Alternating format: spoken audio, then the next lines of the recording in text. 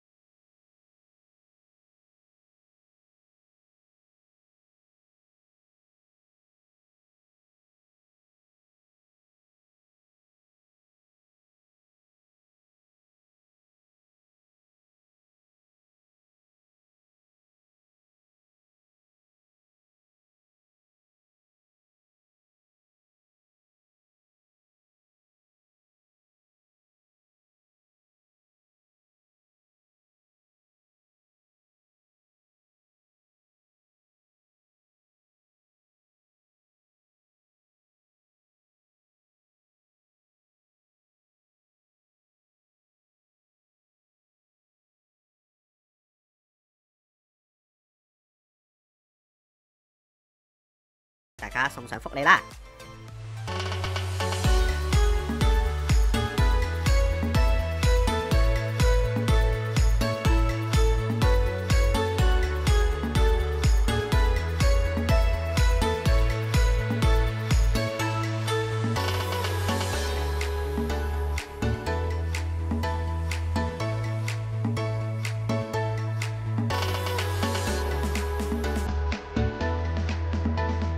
嚟到總結部分，雖然永利皇宮比起我哋之前入住過嘅酒店都仲加貴，但係價錢同質量永遠都係成正比嘅。住酒店 staycation 無非都係想揾種度假放鬆嘅感覺，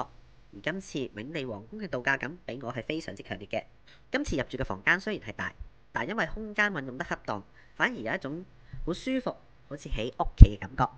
而且我好中意佢個按摩浴缸，大小適中。如果再配合埋 lush 嘅氣泡彈，就能夠將工作嘅疲勞抒發出嚟啦。另外一樣我好想讚永利皇宮嘅就係酒店嘅細節位做得好，例如酒店嘅茶包唔係好似其他酒店淨係得紅茶、綠茶咁，